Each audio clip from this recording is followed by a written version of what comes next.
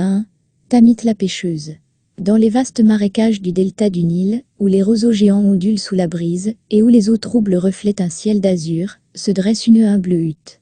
Construite de tiges de papyrus dressées et de boue séchée, elle s'élève sur pilotis au-dessus des eaux peu profondes.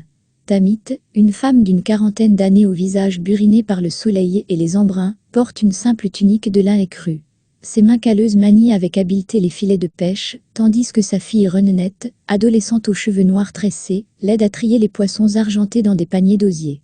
Des ibis blancs se perchent sur les toits de roseaux, et au loin, des hippopotames émergent paresseusement de l'eau verte. 2. La fuite d'Isis. Dans la pénombre mystique d'un temple souterrain, Isis, vêtue d'une robe blanche immaculée ornée d'hiéroglyphes dorés, se penche sur le corps momifié d'Osiris, qui repose sur un lit de granit noir.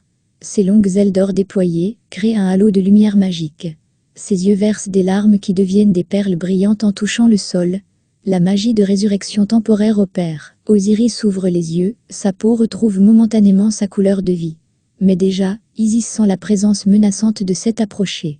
Elle fuit dans la nuit, enceinte, traversant les déserts sous un ciel étoilé, sa silhouette élégante, mais épuisée, se détachant contre les dunes, argentée par la lune.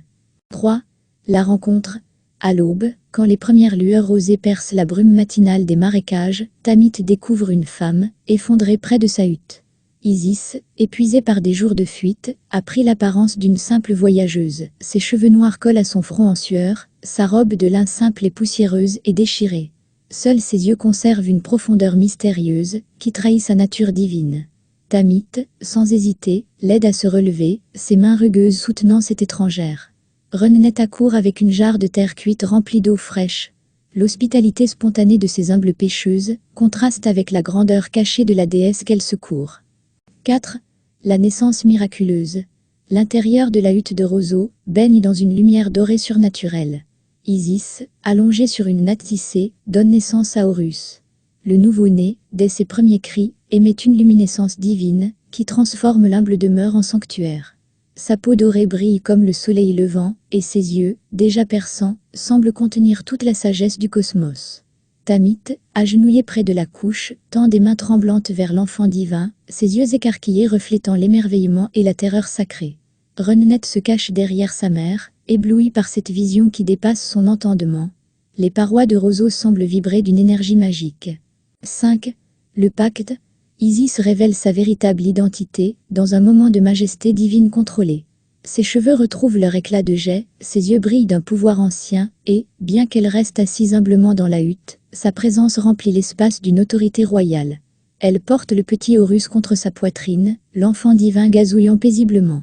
Tamit, bien que tremblante face à cette révélation, redresse fièrement ses épaules. Son visage, marqué par une vie de labeur, exprime une détermination farouche.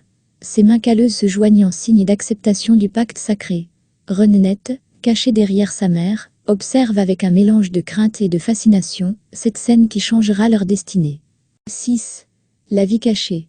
Les marécages deviennent le terrain de jeu secret du jeune prince divin. Horus, maintenant bambin aux cheveux dorés et aux yeux perçants, comme ceux d'un faucon, apprend les gestes simples de la vie de pêcheur. Tamit lui montre comment tenir une canne à pêche de roseau, mais quand l'enfant lance sa ligne, les poissons argentés sautent spontanément dans le panier, comme attirés par sa nature divine. Renenette tresse des couronnes de lotus, qu'elle pose sur la tête de Horus, créant des scènes touchantes d'innocence. Mais le pouvoir magique de l'enfant se manifeste constamment. Les crocodiles émergent docilement pour le saluer, les ibis se perchent sur ses épaules, et d'un simple geste de sa petite main, il fait pousser le papyrus en tige géante, qui ondule dans le vent. 7. Premier danger, les serpents. L'horreur s'abat sur ce paradis caché, à l'aube d'un jour ordinaire. Tamit découvre le petit Horus inconscient sur sa natte, son teint doré devenu livide, ses lèvres bleuies par le poison. Un serpent noir aux écailles luisantes, créature de Seth, se glisse encore près de l'enfant avant de disparaître dans les roseaux. Tamit pousse un cri déchirant qui attire Isis depuis les profondeurs des marécages. La déesse accourt, ses pieds nus effleurant à peine l'eau, sa robe blanche claquant dans le vent de sa course. Arrivée près de son fils, elle s'effondre, serrant contre elle le petit corps inerte. Ses larmes divines ne suffisent pas cette fois. Son visage, habituellement serein, se déforme de douleur et d'impuissance face au mal qui frappe son enfant. 8. L'appel à Thoth. Dans ce moment de désespoir absolu, Isis lève les bras vers le ciel et invoque Thoth de toute la puissance de sa voix divine. Le ciel s'assombrit momentanément, puis un ibis majestueux, aux plumes d'argent, descend en spirale, ses ailes déployées créant des motifs géométriques parfaits dans l'air.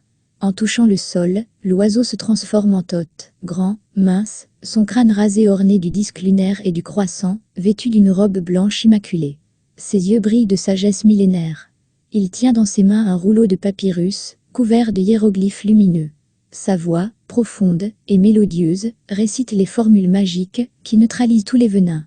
Les mots sacrés semblent prendre vie, tourbillonnant autour du corps de Horus, comme des lucioles dorées. 9. Second danger, les émissaires de Seth. Une embarcation de papyrus glisse silencieusement entre les roseaux.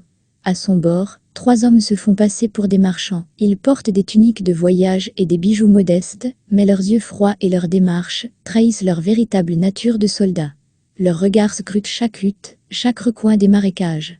Quand ils accostent près de la demeure de Tamit, celle-ci continue calmement à réparer ses filets, bien que ses mains tremblent légèrement. Son visage affiche une expression de curiosité innocente parfaitement jouée. Renet, caché derrière les roseaux, observe la scène avec inquiétude. Au loin, Isis et Horus sont dissimulés dans une cache préparée à l'avance, entourés de hautes tiges de papyrus qui les rendent invisibles. 10. La ruse de Tamit. Face à l'insistance des faux marchands, Tamit déploie une ruse, digne d'une stratège. Elle appelle Renet et, d'un geste théâtral mais naturel, barbouille le visage de sa fille, avec la boue du marécage. Renet, comprenant le jeu, adopte une expression niaise, et se met à bégayer comme une enfant simplette. Tamit présente fièrement sa fille unique aux enquêteurs, soulignant ses yeux parfaitement normaux d'un brun terreux. Pendant cette comédie, dans l'eau trouble près de la hutte, ce qui semble être un jeune crocodile aux écailles dorées, nage paresseusement. C'est Horus, temporairement transformé par la magie d'Isis, ses yeux de faucon maintenant ceux d'un reptile, mais conservant leur intelligence divine. 11. L'épreuve du feu. Seth lui-même apparaît dans les marécages, ayant pris forme humaine, mais conservant une aura terrifiante. Grand et musculeux, il porte une tunique rouge sang, ornée de motifs de flammes noires. Ses yeux rougeoient comme des braises, et sa présence fait flétrir les plantes autour de lui. Sa voix gronde comme un orage lointain quand il menace Tamit. La pêcheuse, bien que terrifiée, au point que ses genoux s'entrechoquent, maintient son regard droit, face au dieu du chaos. Ses mains tremblent, mais sa voix reste ferme. Derrière Seth, des flammes surnaturelles commencent à lécher les bords de la hutte, prêtes à tout consumer sur son ordre. L'air devient étouffant, chargé de la menace du dieu destructeur. 12. Intervention divine. Soudain, l'air se charge de puissance divine, et Isis se matérialise dans toute sa splendeur. Ses immenses ailes d'or et d'argent se déploient, créant un dôme protecteur au-dessus de Tamit. Sa robe blanche, ornée de hiéroglyphes qui brillent comme des étoiles, flotte dans un vent surnaturel. Ses yeux rayonnent d'une puissance magique si intense qu'ils semblent contenir des galaxies entières. Sa voix, amplifiée par la magie, résonne dans tout le marécage. Face à cette manifestation de puissance maternelle et protectrice, Seth recule, ses flammes vacillent et s'éteignent partiellement. Son visage exprime un mélange de colère et d'hésitation. Le contraste est saisissant, la majesté dorée d'Isis, contre l'aura rouge et menaçante de Seth. 13. La séparation. Dans la lumière dorée du couchant, la séparation se prépare avec une solennité touchante.